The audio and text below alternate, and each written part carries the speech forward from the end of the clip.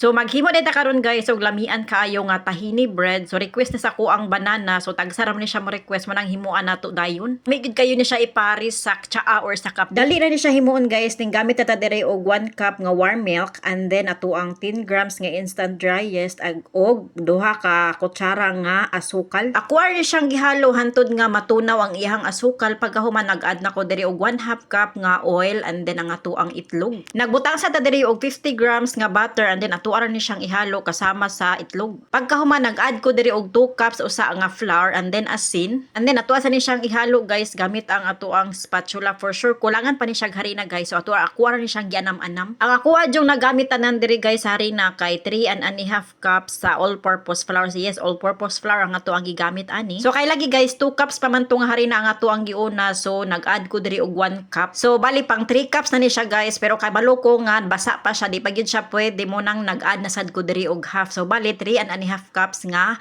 harina nga ato ang nagamit ani. So bali ikaw na jud bahala mag-control sa harina no kay kung imuha man kung diretso on wa kay baw ba basin na sobra na sad ang harina mo nang ako ra gyud siyang gianam-anam. Antod makuha na gyud nato ang gusto nato sa ato ang dough. So pagkahuman ato ra gyud ni siyang gimasa mga 10 minutes siguro kung gamasa ani guys hantod nagkuan siya kanang smooth og medyo nag-elastic na siya. And then ato lang siya na siyang i-rest og patubuon nato siya og usa ka oras. So while naghuwa ta sa ato ang dough nga motubo guys so ato asa ning atimano ng ato ang pang filling or ang ato ang palaman. So bali nigamit ra ko diri og molasses, tahini og kaning ato ang GVs kung tawagon nila diri pero kuan na siya guys walnuts. So ato ra na siyang gigamitan og food processor guys kay para mo pino gyud siya ba og lami sad siya no dili magkagisi-gisi ang ato ang dough niya inigbutang. Then ato na silang ihalo and then isit aside. After 1 hour guys so ning alsa naman ni ang ato ang dough so ato na siyang ablihan kay ato na ni siyang hulmahon. Tapos ni siyang i-transfer diri guys kay para ato ni siyang i-flatten guys gamitan nato ni siya og rolling pin. Pero before nato na siya pagian og rolling pin guys, pwede nato ni siyang inat-inaton kay lagi nag-elastic naman na yung ato ang dough. So pwede na jud kay na siya inat-inaton kay para dili na tayo mahihirapan sa kalisod. And usapan nato ni siya paligid-ligiran sa ato ang rolling pin.